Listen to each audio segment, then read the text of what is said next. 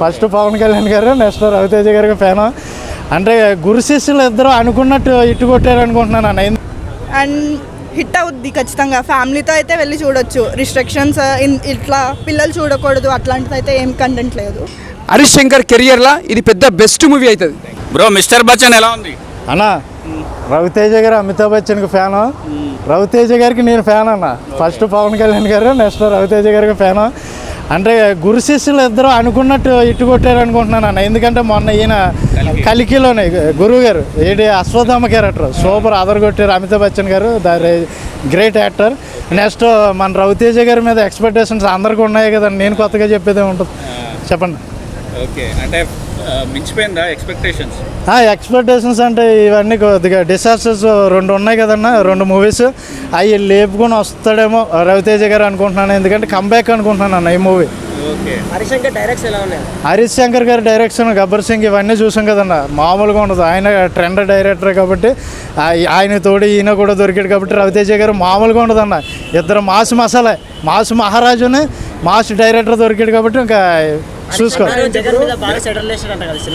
ఎవరన్నా అవి రాజకీయాలు వద్దులేన్న మనకి.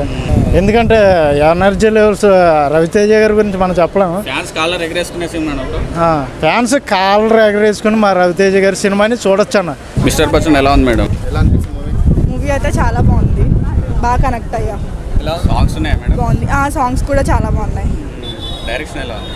డైరెక్షన్ కూడా సార్ కూడా చాలా బాగా చేశారు యాక్చువల్లీ. అండ్ హిట్ అవుద్ది ఖచ్చితంగా. ఫ్యామిలీతో అయితే వెళ్ళి చూడొచ్చు. రిస్ట్రిక్షన్స్ ఇట్లా పిల్లలు చూడకూడదు అట్లాంటిది అయితే ఏం కంటెంట్ లేదు. హ్యాపీగా ఫ్యామిలీతో వెళ్ళి చూడొచ్చు. లవ్ స్టోరీ కూడా రొటీన్గా ఏం లేదు. రొటీన్ అంటే ప్రీవియస్గా మూవీస్తో చూస్తే కొంచెం కొత్తగా అయితే ఉంది movie. Bro, Amitabh Bachchan fan మన రవితేజ గారు, సో అదే టైటిల్ పెట్టుకొని వచ్చారు. ఎలా ఉంది? ముందుగా చెప్పాలంటే నేను కూడా ముందుగా అమితాబ్ బచ్చన్ రవితేజ చాలా ఇష్టపడతా. అసలు అలా ఇద్దరు యాక్టింగ్ కానీ డ్యాన్స్ కానీ చూస్తే నాకైతే ఇద్దరిని కంపేర్ చేయొద్దు. ఇద్దరు సమానం ఉంటుంది. ఇద్దరు యాక్టింగ్ కూడా అక్కడ హిందీలో చూసుకుంటే అమితాబ్ బచ్చన్ యాక్టింగ్ కాబట్టి ఇద్దరు ఎనర్జీ పర్ఫెక్ట్ ఉంటుంది. ఇప్పట్లో కూడా అమితాబ్ బచ్చన్ కూడా ఇప్పుడు మన కలికిలా చూడు ఎట్లా ఇచ్చి పడేసిండు. ఇప్పుడు వచ్చిన టైటిల్ తోటి మన రవితేజ అన్న మిస్టర్ బచ్చన్ పేరు పెట్టుకుని కదా.